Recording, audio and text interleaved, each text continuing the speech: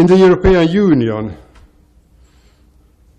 the drafting and application of the Unfair Contract Terms Directive, which was adopted in 1993, has at least to some extent gained such a role in the European discourse as kind of a catalyst of the discussions of the basic philosophies of contract law.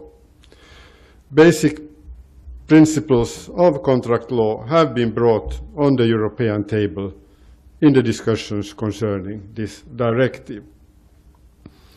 So I will in the following illustrate this issue with some examples related to the Unfair Contract Terms Directive, and I think, and I will explain this in a moment, I think this might be relevant in the Hong Kong setting as well.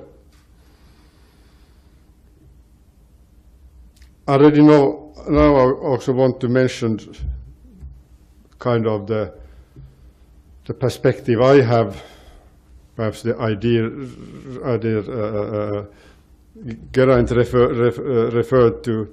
Personally, I think that one important reason for defending an express principle of fairness it is its contribution to the transparency of legal reasoning.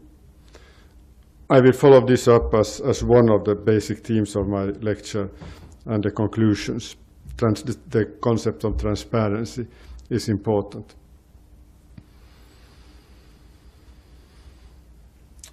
But speaking in front of a Hong Kong audience, I will first attempt to position the issue and the discussion in relation to Hong Kong law. I'm very well aware of the fact that I'm taking a great risk here, because the whole audience obviously knows this much better than I do. And there's an obvious risk that I misinterpret or exaggerate the message of the scarce materials I have. But I'm prepared to take the risk because I feel obliged to note that the European way of regulating unfair terms in its UK form has been used as a possible model in the Hong Kong discussions.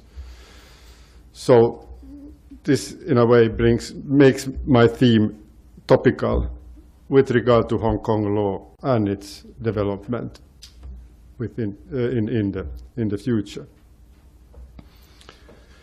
In the UK, for a long time, the main legislation covering unfair contract terms was the Unfair Contract Terms Act 1977, and it has stood model for the Hong Kong legislation as well. The Control of Exemption Clauses Ordinance from 1990 in Hong Kong has been drafted based on the Unfair Contract Terms Act. But as its English predecessor, it covers but a small area of the issue of unfair terms, dealing only with unfair exemption or exclusion clauses.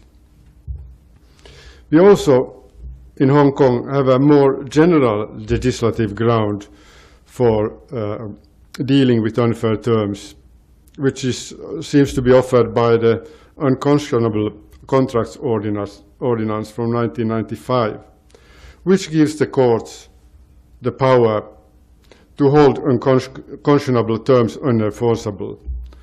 We have the rule in section 5 of the ordinance, which you certainly all know precisely in detail, so I won't read this, you know this beforehand. And this rule would seem to give the courts opportunities to interfere against the use of unfair contract terms. However, in legal literature in the Hong Kong Law Journal, Hong Kong Law Review, the statute has been criticized for being ineffective. During the almost 20 years the statute has been in force, according to the source I read, only 27 cases that involve this ordinance has been